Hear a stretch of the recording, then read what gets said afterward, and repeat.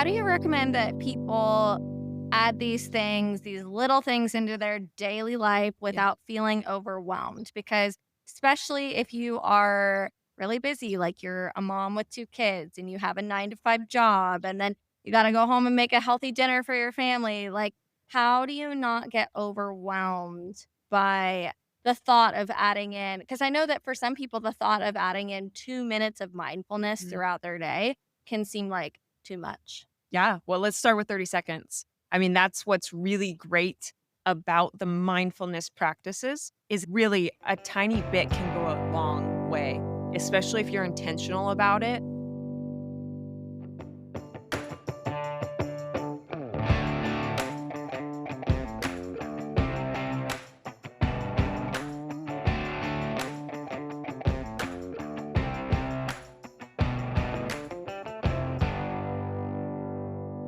Welcome to Elevate Your Ride, the podcast dedicated to elevating your performance in the saddle. I'm Ellie, your personal trainer. And I'm Lauren, your mindset coach. Today, Lauren and I are going to talk about how you can implement more fitness, more mindset into your daily life, just to kind of break them down into smaller bite sized pieces. That way, you're not so overwhelmed with feeling like, but I need an hour to work out at the end of my day and I don't have time, or I need 30 minutes to journal and do my mindset exercises and I just don't have time. So, we're just going to talk about how you can break those up into smaller chunks so you're not quite so overwhelmed. Because really, to improve your fitness or your mindset, it's about being consistent and putting in the work as often as you can, not for how long of periods you can do it for. Like, it would be better for your fitness and your mindset if you broke your sessions down into smaller pieces that you did closer to every day or 5 days a week, as opposed to longer sessions fewer times a week. So, Lauren, what are some tools that you have for people who are really busy and can't quite commit? Like, about how long would you say a normal mindfulness session is for somebody to sit down and think about what they need to do to get to their goals? So that's one of the biggest things that we always talk about when I'm working with my clients is that in order to be mindful, it is something that has to be subconscious. You need to be able to let it kind of override your natural tendencies and something that if things are going wrong, you can bring your focus back immediately. And so for a lot of people, I have them start off with just 2 minutes because that is a great starting point. And just like any other muscle in your body, your mind needs to build strength and be able to grow and not get fatigued. So if we start to ask for too much right at the very beginning, we're going to become mentally exhausted and we are not going to get as much out of a session as if we were to just break it down into bite sized pieces. And one of the things about bite sized pieces that I love, especially for our sport, is a lot of times a pattern is only a minute and a half. So we don't necessarily need to be able to focus for 30 minutes straight, right? I mean, I know that when we're practicing, when we're riding, it's usually for 30 minutes, 45 minutes, an hour. But for what we are looking for and what we want to do to compete at the highest level, we need to have super ultra superior focus for 2 to 3 minutes and then be able to continually bring our mind back. So, mindfulness, a lot of times, isn't so much about only being able to be exactly where you want to be in that moment. It's about knowing when your brain starts veering off course and then bringing it back. So, veer off course, bring it back, veer off course, bring it back. Because we can't expect perfection from ourselves, just like we can't expect perfection from our horses. So, when we go into that pin, if we feel ourselves start to get anxious, we need to be able to rein that in as quickly as possible. It's not preventing that anxiety. It's about reining it in and refocusing that energy whenever you feel it starting to creep in. And so by implementing these mindfulness practices on a regular basis throughout your day, no matter what you're doing, you're going to prepare yourself to be able to step into the show pen and do that no matter what the environment is presenting you. And no matter who the judge is, no matter who your competition is, you're going to be used to saying, okay, let's come back. Okay, let's come back. And so, a great way to be able to start doing that is when you are getting ready for work. Like, let's just start as basic as that, as when you're getting ready for your day. We are in the bathroom getting our makeup on or putting our outfit on. And let's just say during that time, we're going to focus on thinking about how our ride is going to be for that day, if we are going to ride. And if not, let's just visualize what a ride would be like.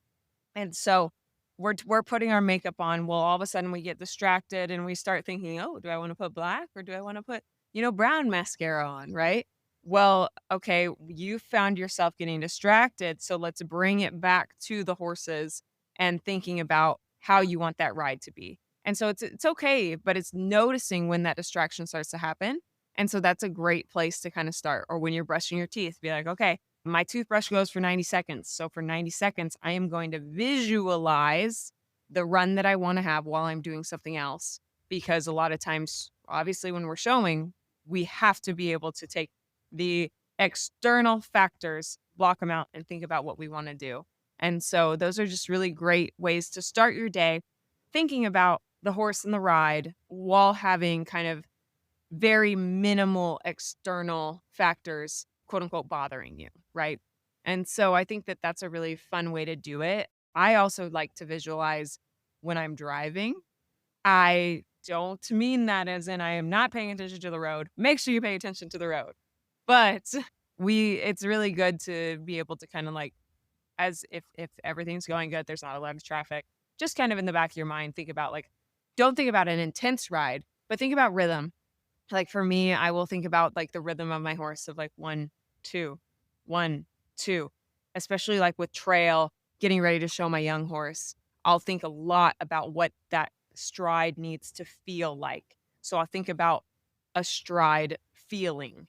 And that's something that I'll kind of like focus on when I'm driving to be able to like get ready. So if you're driving to work, that would be a great thing to be able to incorporate. What about when you're at work? So, like, let's say that you're really focused in on like a project at work Yeah. and you feel like you need like a little bit of a break. Is there something that you can do during your work day instead of going and like scrolling through Instagram that Yeah. like maybe is not super intense to think about? Mhm. Like, what can you maybe visualize just about your horse? Maybe not even competition wise or Yeah. something for that. So, a really great thing that I think we as equestrians can put into our daily practice is being present. So, if you're really engrossed in a project, that is awesome because that means that you are in the flow and in the zone and being present in that moment. So, the way that you felt doing that is the way we need to feel on our horse when we are riding. And a lot of it is tactile, right? The feeling. So, if we want to take a break and say, okay, I'm going to take that intense focus and now incorporate that into being pretending that I was with my horse, then I'm going to sit there and I'm going to think about how would it feel, right? I'm going to make sure that I can feel my horse. Imagine what his hair is like. Imagine what the muscles feel like as I'm petting his neck. As I reach up and I feel his mane, what does the mane feel like? How long is his mane in my hands, right? Like if we can just feel and even think about in that moment, how would it smell to be at the barn? It's a very distinct smell that all of us know. The second we walk into the barn, we're like, oh, and we feel that peace because a lot of times those horses bring us peace. And so just reimagine the feel. And I think that that's a really great, like, short thing to be able to do that's not necessarily intense or require you to commit several minutes. It's just a reset. Think about how's my horse feel?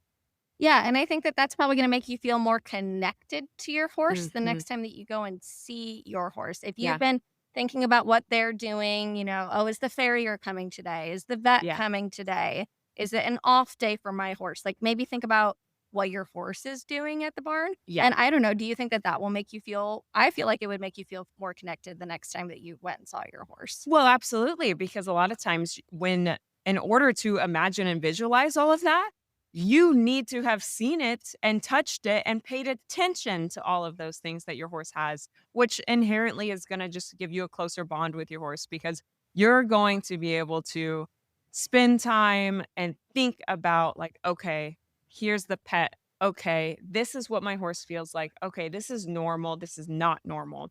I remember with my horse Rooster, I paid so much attention to his eyes. His eyes, he would have so much expression, and I knew that whenever he had 3 wrinkles above his eye, whoop, we were gonna have quite a ride. So if it was show day and that's how he was looking, we were gonna need to like take things back, break things down, have multiple walks. Like that horse, he loved going for a walk, and going for a walk was much better for him than going for a lunge. So I may had to make sure that in that moment and on that day, we would go for a walk instead of going for a lunge. And I knew that when he only had one wrinkle above his eye, he was ready to go show, and I could ask anything from him in the moment. So that was like a really kind of fun thing to be able to experience and see. And I think that that is something that will help all of us with our horses. So let's go ahead and move on to if you are at the barn with your horse and you're trying to have a little bit of mindfulness. So if you're at the barn with your horse already and you're trying to practice, being mindful, if you're in a rush, one of those things is just take a deep breath. So what I'll have them do is put their hand on the top of their chest, directly kind of below their neck, and breathe in and feel that part of their chest expand. So we'll breathe in and it's up high in our lungs. That's going to be activating our parasympathetic nervous system and making us more anxious. If we can put our hand now down directly above our belly button over the top of our diaphragm and breathe in and feel that part expand where it's in the lower part of our lungs, that is going to be activating our parasympathetic nervous system in a calming way. And so a lot of times when we are competing or if we're stressed, whether it's at work or at the barn, we are going to start breathing higher up in our chest. And that's just going to inherently make us more nervous and more anxious. But if we can develop that belly breath, we can slow our heart rate, we can be calmer, and we can show up as like our best self in those moments. A lot of times, what I'll have my people do is as soon as they start feeling anxious, like let's recenter and let's get our breath back. So that's something that you can do at work. That's something you can do at home. That's something you can do whether you're driving. It's a great exercise. I use it for all areas of my life and I really like it. Yeah, the more that you do that and the more that you Mhm. practice it, the easier that it's gonna come for you when you need to call on it when you're Yeah. riding and your horse wants to spook or when you're in the show pen and you get really nervous. Absolutely. And one thing too that I kind of jokingly say, but also not jokingly, but is if you can also just believe that that breath is going to calm you, the placebo effect is 30% effective. So if you can literally just kind of like will your way into it, there's a little bit to be said for that. So believe in what you're doing and do it. And your odds of feeling better get higher and higher. Do you recommend that people write anything throughout their day? You can. The only thing that I don't like about that, like, if we're talking about a busy day, is it's just one more thing to have to do. Yeah.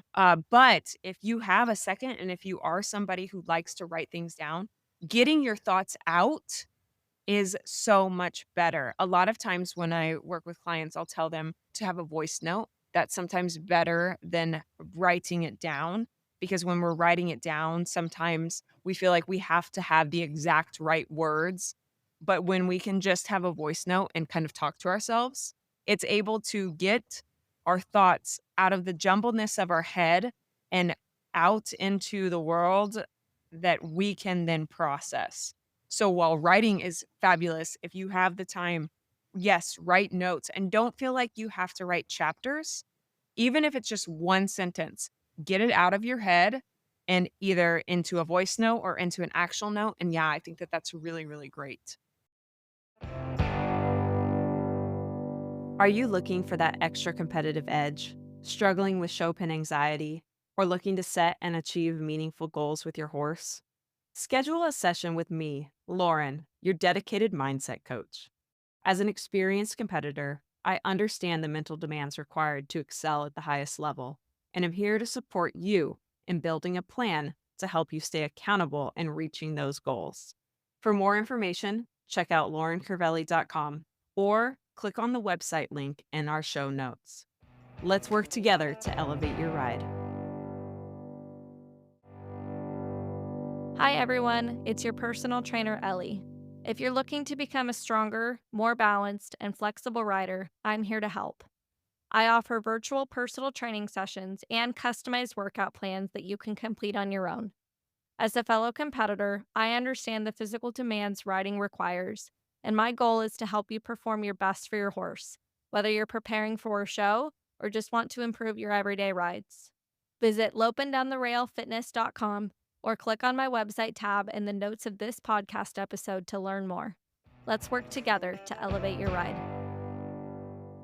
How do you recommend that people add these things, these little things into their daily life Yeah. without feeling overwhelmed? Because especially if you are really busy, like you're a mom with 2 kids and you have a 9 to 5 job, and then you got to go home and make a healthy dinner for your family. Like, how do you not get overwhelmed by the thought of adding in? Because I know that for some people, the thought of adding in 2 minutes of mindfulness Mhm. throughout their day can seem like too much. Yeah. Well, let's start with 30 seconds. I mean, that's what's really great about the mindfulness practices is really a tiny bit can go a long way, especially if you're intentional about it. And like I said, 30 minutes would be too long, at least in my opinion, for our daily busy lives. If you have the luxury to be able to spend that time and build up to that, absolutely go for it. But for the average person, just putting it into bite sized pieces is the best way to do it and do a little bit every day. One thing that I personally try to live by is be 80%, 100% of the time.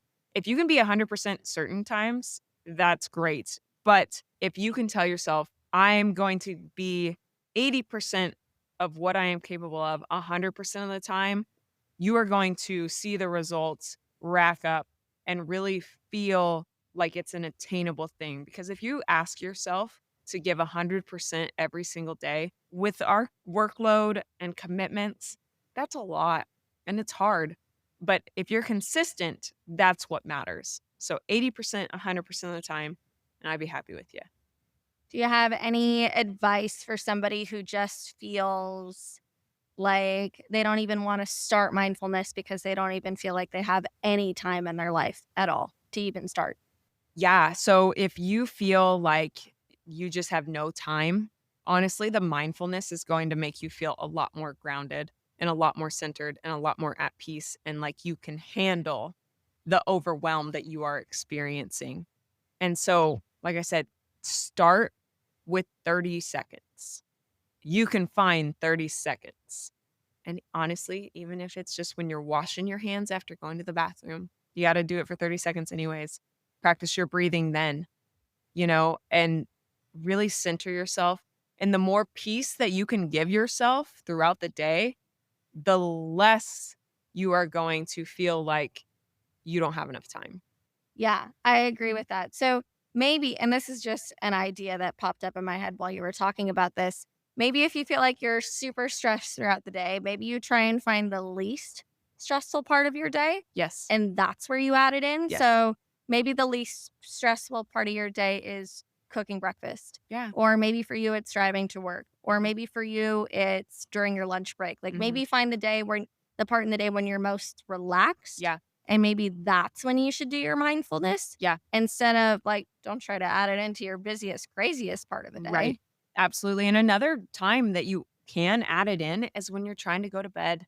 Because Yeah. what a great way to calm your mind and get into a restful sleep than laying in bed and just breathing in into your diaphragm. And as you breathe out, think about your muscles just relaxing. Think about them melting. So breathe in. And as you breathe out, think about breathing out and relaxing through your muscles. It really can help lull you into a sleep. And then once we go, if we're riding horseback and we think, man, I really need to relax a little bit, we've already done those reps where we felt the muscles relax through that breath. And that's something that directly correlates to when we get back on our horse. We can take that breath, breathe out, and feel those muscles relax. So let's say that someone has 3 times throughout the day to do their mindfulness Yeah. in the morning, in the middle of the day, at night. Do you recommend that their mindfulness looks different throughout the day? Like, I is there a difference in picturing something during the middle of your day where it's kind of like high intensity? You're in the middle of the work, like there's a lot going on, you're maybe starting to fatigue a little bit, versus like when you go to bed, when you're powering down? I would definitely think that throughout the day, different parts of your day are going to require different things in regards to mindfulness. A big part of mindfulness is being able to take all the chaos and all the mess, channel it into one focused, pointed stream. So that way, especially when you're showing or if you're at work and you feel like you have all these demands and pulls and distractions, it's about quieting all of them and then seeing and focusing on what is truly important to accomplish whatever it is that you need to. And so let's say that you are starting your day. Well, maybe our mindfulness should be about purpose and intent and being able to accomplish something. If it's the middle of the day and you're feeling a little burnt out, mindfulness could be practicing your breathing, getting settled, refocusing yourself, allowing yourself to relax. And then if it's the end of the day, it's taking that relaxation to a whole nother level and feeling those muscles just release the tightness from the day, release all the stresses, and being able to just breathe and let your thoughts become quiet. And so I would definitely try to play with it. And who knows, maybe there's certain parts of the day where you feel differently. And that's the thing about mindfulness is I don't want you to have to say, well, I have to do it exactly like this, is because it is a very feely subject, right? Whereas working out can be, I think, a little more science driven. Mindfulness should be a little more feely and it should be kind of directly correlated to whatever you are experiencing that moment, that day, that time. And so it needs to change, which is why I love working with people and developing a toolbox for them so they can say, well, I can do this and I can do that and I can do this. And maybe yesterday I did this, but today I need to do that. And it's about giving them the confidence to pull out different tools depending on what they need. Can you give me an example of a mindfulness that maybe you went through recently or that you would typically go through for yourself in the morning, in the middle of the day, and at night? Yeah. So for me, a big thing in the morning, I will kind of do a run through a visualization of my day and of the thoughts of what I need to be doing. My visualization is usually very positive, very upbeat, something to set my mind frame in the right direction where I know that I can show up for the people that I need to be around and be happy and a good influence and really be as strong as possible for them. Then in the middle of the day, when I start getting overwhelmed, I do a lot of breathing. So I will breathe into my diaphragm and tell myself, relax, and just try to feel that diaphragm expand and feel my muscles relax. And there's another breathing technique where you take a big breath in and then take one more breath and then slowly release it. That one helps me in like quick moments to be able to recenter, refocus. And that one too, when I feel my body getting tight because I'm getting anxious, that releases everything for me. And so I'll lean on that, especially when it's a quick moment and I'm like running, running, running, like, oh my gosh, how am I gonna do all this? I do that and it's like, okay, we're good. We can handle this. Um, Interestingly enough, I am way better about being mindful and controlling my nerves when I am riding and showing my horse. And I think it's because I've spent so many years specifically focusing in that area. I need to, take my own mindfulness techniques that I use in the arena and start applying them a little bit more to my daily life because, man, I'm telling you, these last two horse shows have honestly been the most peace I've experienced in my life, and I think it's because I know how to make those rides in those moments calm and very concentrated, and, it would be great if I could take that then into other areas of my life, the way that I have been able to really be present, be calm when I'm showing. And I mean, I'm not gonna lie, it's pretty exciting that when you do have that mindful technique to be able to rely on and you feel it working, because then you start craving the show pin instead of dreading it, right? You are craving that when you go out there, you're gonna find peace. And that is not what a lot of us experience, at least especially when we're first starting. And so I think being able to really focus on and then start applying it to other areas of your life, like, you just can feel unstoppable. I think we crave what feels good. Yeah. And if you've been practicing your mindfulness and been really on top of it, it makes you feel good. Yeah. So you crave it. When you've been exercising consistently and you're seeing results and you're getting stronger, you're getting fitter, crave it because it feels good. Mhm. When you haven't been doing those things, you crave other things like ice cream because ice cream feels good, Yeah. right? Or you crave TV because TV feels good.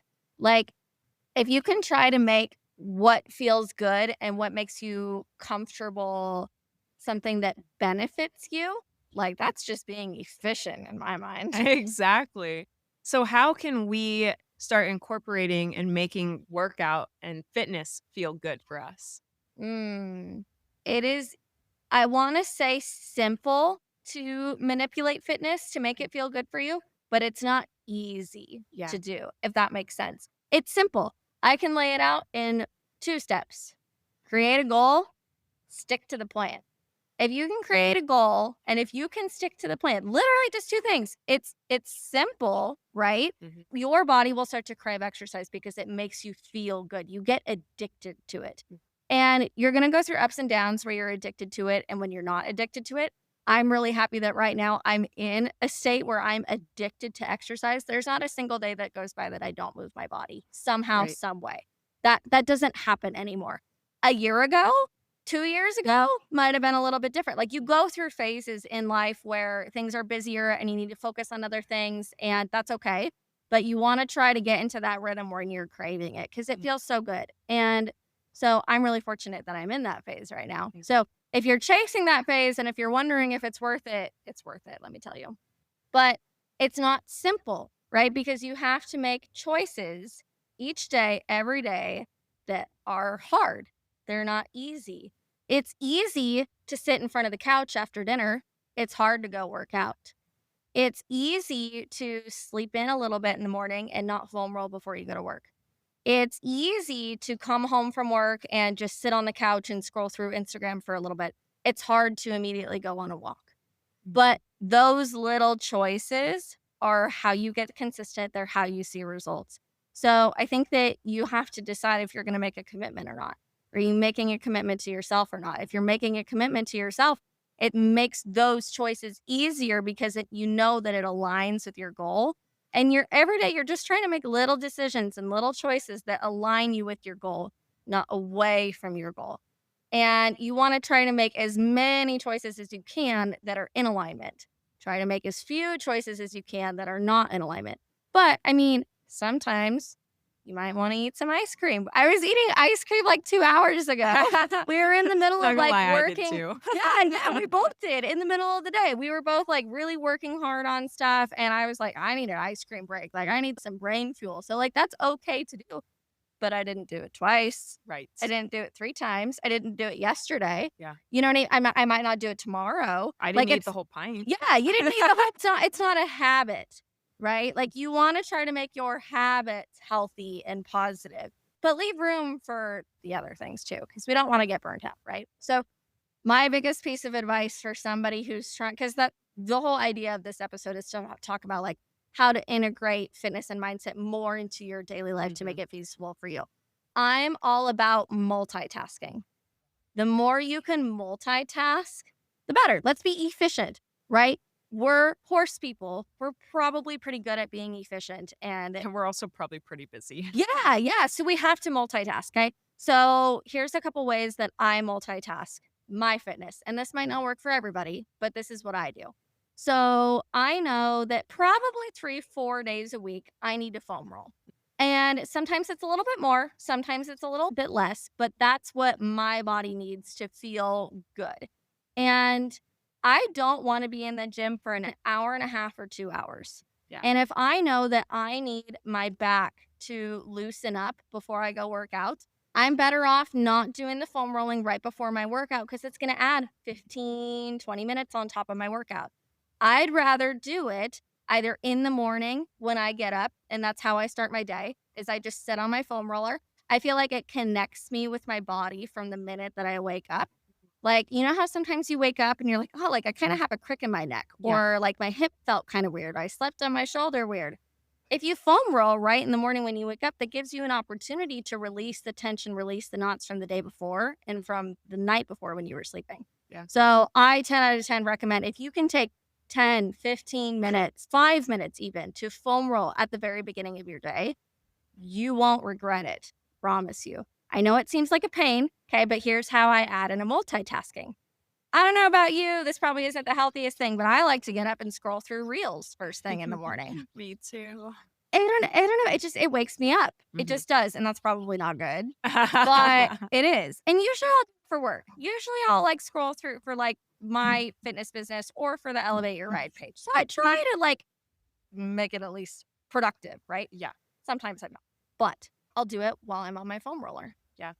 I'll get up, I'll probably brush my teeth, I probably won't actually get dressed, and then I'll just go sit on my foam roller, Yeah. and I'll scroll through reels, and yes, it's true, I'm probably not as connected with my body, I'm probably not listening to it as closely, but I'd rather get it in than not get it in at all. Mhm. So that's one way that I do it. The other time that I'll foam roll is in between my client calls. So I try to always schedule 15 minutes in between all my client calls, just so I have enough time if somebody runs long or if I need to run to the restroom, if I need to get a quick snack. So I'll foam roll in between my client calls if I'm feeling a little bit tight. So that's another way that I do it. I know that that's not feasible for everybody because not everybody works from home and has 15-minute Right. minute breaks throughout the day, but pretty sure everybody has a lunch break. Yeah. I'm pretty sure that everybody has 5 or 10 minutes when they're scrolling through their phone, when they get up in the morning, or when they get home from work, Right. like, or when you're sitting down and watching TV. That's another time that sometimes I'll foam roll. Sometimes I'll move my coffee table, I'll bring my yoga mat and my foam roller downstairs. My husband rolls his eyes at me, but that's fine. Yeah. And I sit, and instead of sitting on the couch, sit on my foam roller. Mhm. And then usually I'll also stretch after I'm done foam rolling. Hey, Elevate Your Ride fans. Are you loving our show and looking for a way to show your support? Check out our line of Elevate Your Ride merchandise. From stylish t shirts to cozy hoodies to journals and hats, we have everything you need to represent your favorite podcast. Ready to gear up? Click on the Buy Our Merchandise Here link in the podcast notes, or head on over to our website, elevateyourride.co, and click on the Store tab. Thank you for your support. Make sure to like, follow, and share our platform with your friends. Hey everyone, thanks so much for tuning in to Elevate Your Ride. We're so excited to continue helping you elevate your performance in the saddle. To keep bringing you quality content and information, we're asking you to help us. Tell your friends about us on our podcast, like and share a meaningful quote you saw on our social media, write us a review on Spotify or Facebook. You can also join our Facebook group and ask all your health and fitness questions, or maybe post a success story to motivate another amateur. Your engagement really helps us support and encourage the equestrian community. We're also inviting sponsors and supporters to help us build our show. As a sponsor, starting at just $150, you'll receive marketing on our podcast, website, and growing social media platforms for your business. It's the perfect way to connect with the equestrian community and showcase your brand to our dedicated listeners. And for our supporters, your $50 contribution gets you a shout out on our social media and website. Every bit of support really helps fuel the show and helps us inspire and motivate equestrians. So, if you're interested in learning more about that, you can scroll down to the show notes of this episode and look for the Become a Supporter or Become a Sponsor links and click on those to get some more information. Thank you for listening. We can't wait to continue expanding our platform and helping you elevate your ride. That's another way that you can integrate your fitness into your daily life. Try to add it into something that you're already doing that day. If you're going to sit and watch TV for 30, 60 minutes, sit on your foam roller, sit on your yoga mat. Yeah. Or do you have a treadmill in your house? Can you do it on your treadmill? Do you have a treadmill at the gym? Can you watch your TV while you're on the treadmill at the Mm. gym? Like, even if all you do at the gym is hop on the treadmill and watch your TV, even if you didn't do like a full on strength training workout, that's going to be better than sitting at home on the TV. Yeah. Like, Focus on doing what you can, Mhm. not what you can't. That's how you're going to get more consistent.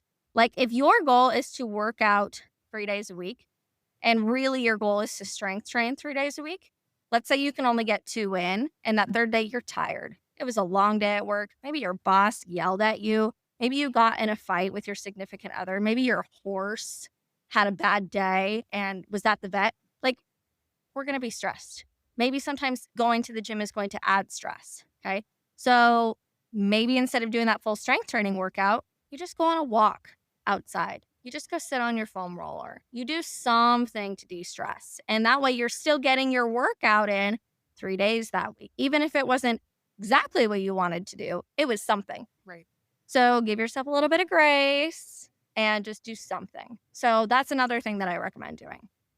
Like I said earlier, I try not to make my time in the gym an hour and a half or 2 hours. Nobody has time for that. I used to when I was in high school and in college, my husband and I would go to the gym an hour and a half, 2 hours, 5 days a week.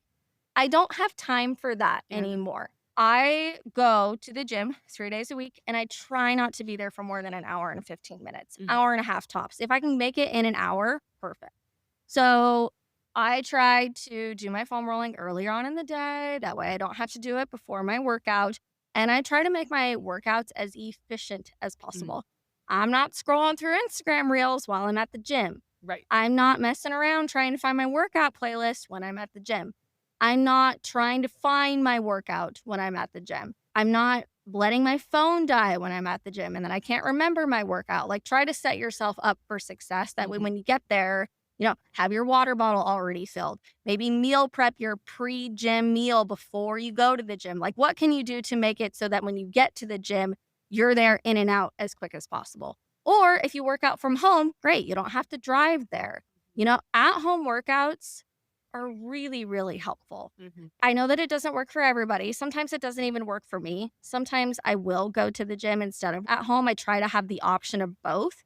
I'm lucky that where I live has a gym on site. So I don't have to pay for a gym membership. I can either decide to be lazy and work out from my office, or I might walk the 2 minutes to the gym. It's kinda up to how I'm feeling that day. But trying to make your time as efficient when you're there, trying to do as much of you can outside of the gym. So if you know that you wanna add in a little bit of cardio, maybe you wanna walk on the treadmill and strength train 3 days a week. Can you add in a walk during your lunch break or during your TV time? That way you're not adding it on to your workout time. Like, just try to be as efficient in that aspect as you can. Yeah. And one thing that you've started doing is making your fitness time your social time. So, can you tell us, like, how that's been going and whether you recommend that for other people? Yeah. So I do a couple different things for that. So I get three to four ways is how I do that. So the first way is I do my physical therapy exercises with my horse trainer twice a week in the mornings. Unless one of us is out of town or has something going on, we meet twice a week every week. And that's just a time that we sit together and we just each do our own thing and we just kind of catch up about what's going on in the barn, what's going on in the horse world, what's going on with us and our personal lives. And then another way is I will also go and work out with my husband. So either he will come to the gym with me or we'll work out at home together. Or we actually like going and doing our cardio together. We usually try to go play soccer about once a week. So that's another great thing is if you have a significant other or another family member that you want to spend time with, but maybe you're both interested in health and fitness and you both have a shared activity that you like. Like maybe you and your mom both like golf, so you both start golfing more. Or maybe you and your dad both like hiking. So maybe once a week you go on a hike with your dad. Or maybe you and your best friend love going on walks. So maybe you guys go on walks together instead of going out and grabbing dinner together. Like, think of ways that you can integrate a little bit of movement with your social life. So I've got a great group of friends that we try to go hiking together every once in a while. And we alternate whose house we meet at for brunch. And then we alternate who picks the hike. And it's a lot of fun to do it that way. My mom and I love paddleboarding together during the summer. We usually try to do that once a week. So now that it's finally starting to get into warmer weather in Oregon, my mom and I will be picking that up again. And then I go to Pilates like once a week. And I used to really not be a group exercise person. but I'm starting to enjoy it more now as I get older. I think it's probably because I talk and think about exercise literally all day long. And every once in a while, I don't want to have to think about what I need. And sometimes it's good for like my inspiration for myself and also just getting a little bit of that social aspect of like having a coach tell me where they think I can be better or push me past what I think I can do. Like, I think that that's important even as a coach to have your own coach. Absolutely. So, and then sometimes I also go on walks with my husband or with my mom's dog. Like, I try to make my walk social as well. Or, like, if I can't walk with anybody, I'll call my mom or I'll call my friends. Like, instead of sitting on the couch for And my calling like them. weekly catch up phone calls for some people, that's what I'll do. I think that sounds just like so much fun. You've really inspired me to want to join group classes again. And I think it would be really great just to also just mix it up just a little bit. Not that, as we've talked about before, that fitness should be entertainment, but maybe adding one day a week where fitness is entertainment. Like that's a fun way to be able to add exercise in while still getting other benefits from it too. Yeah, 100%. I totally agree. Do you have any tips for kind of lowering the barrier to entry to that workout? Because a lot of times, if we can just get started, then we'll finish it and we'll do a great job. But getting started can be so hard. Yeah. So I try to make the beginning of my workout friendly. I try not to add in so, like, for example, I usually try to run once a week, but I don't like running. So I don't make running the very first part of the workout.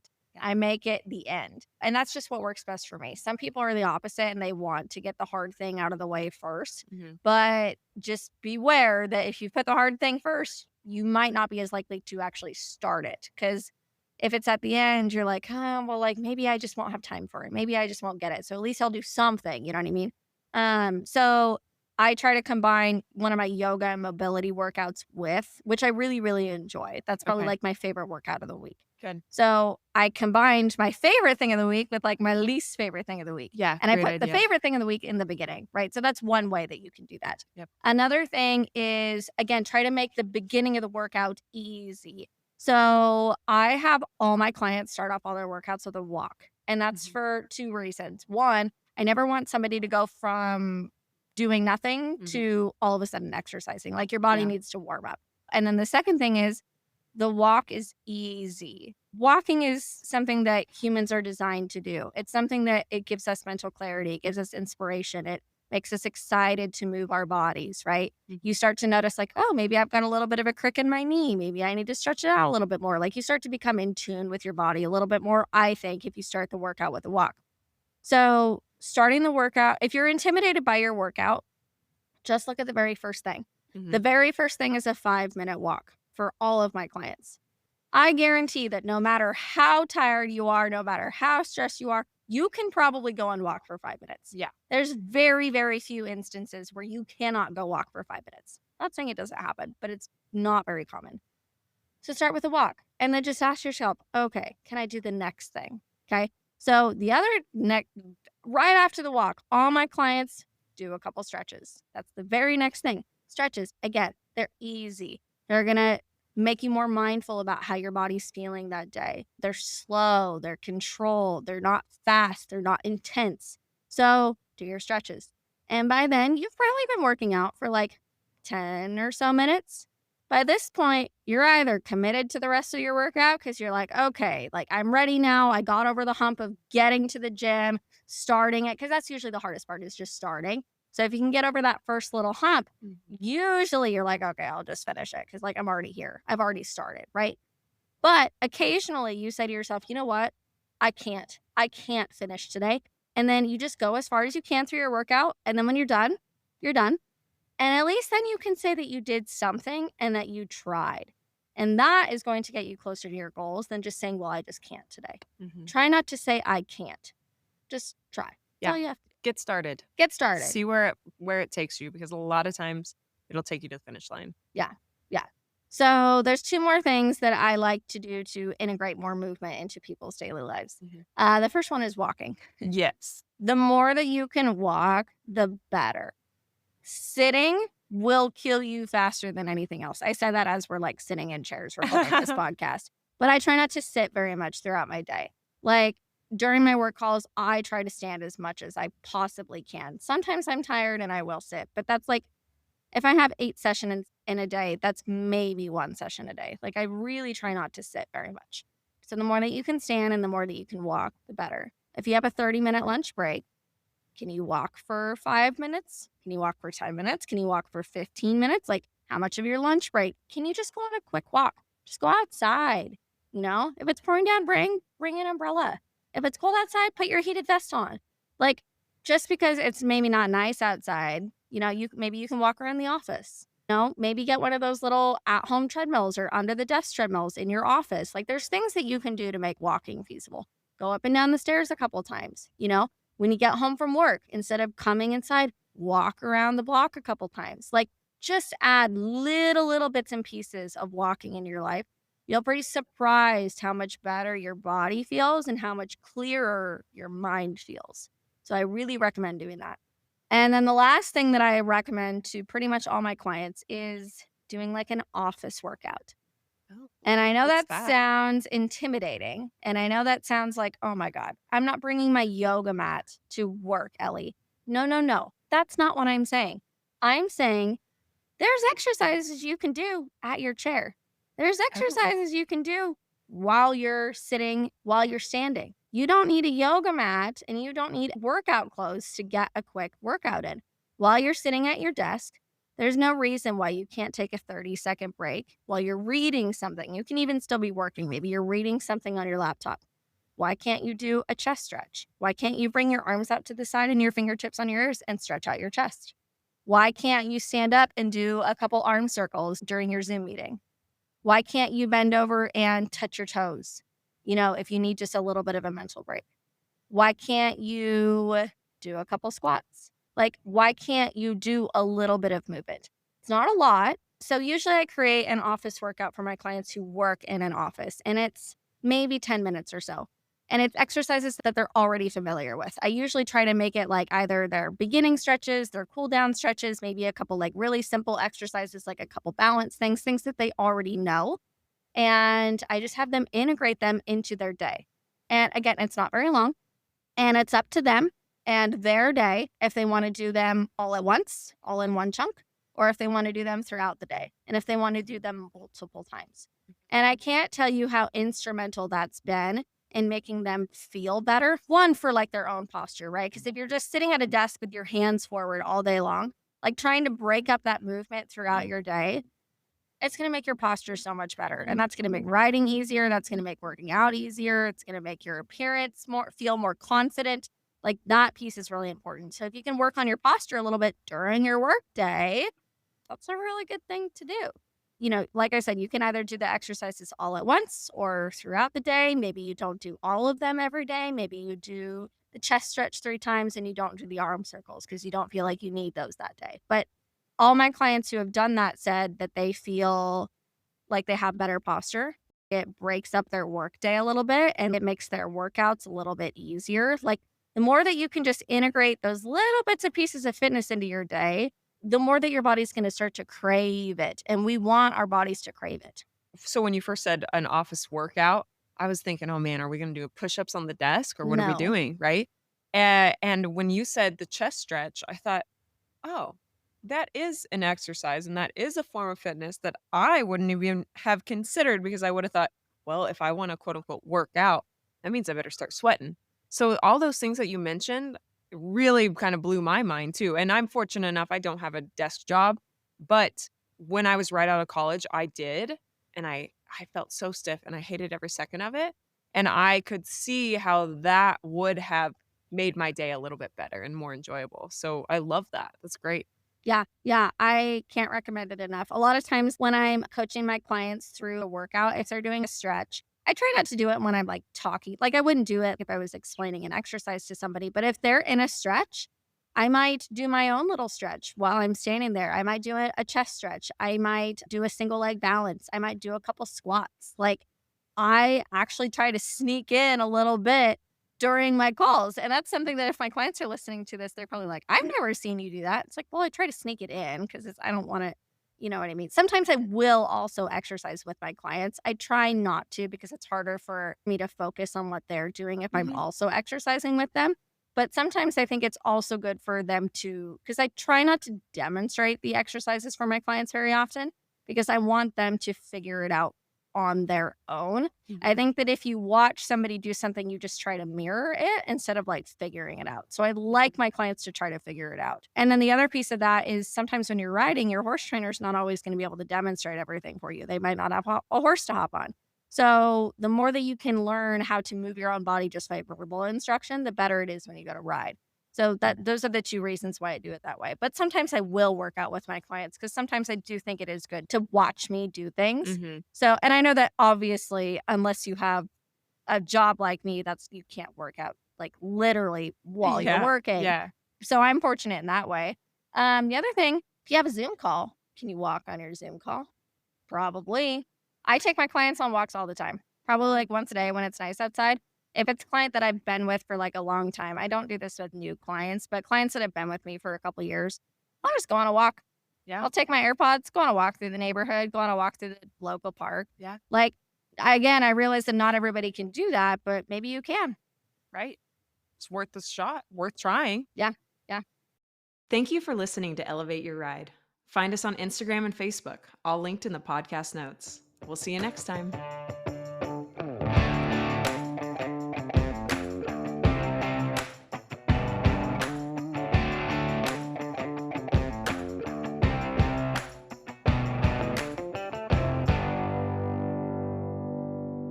The information provided by Elevate Your Ride is for educational and informational purposes only and is not intended as medical or professional advice. While we discuss health and fitness topics related to equestrians, the content provided through this podcast is not a substitute for professional advice. The views expressed by the host and guests on Elevate Your Ride are their own and should not be taken as professional guidance. We strive to provide accurate and up to date information, but we cannot guarantee that the information will be applicable to every individual listener or that it reflects the most current research or guidelines. Before making any changes to your health and fitness routine, we strongly recommend consulting with a qualified professional who can provide personalized advice based on your individual needs and circumstances. Elevate Your Ride and its creators will not be liable for any direct, indirect, consequential, special, exemplary, or other damages arising from the use of information on this podcast. Thank you for listening to Elevate Your Ride. We are committed to providing high quality content and appreciate your trust in us as a source of information for your health and fitness journey.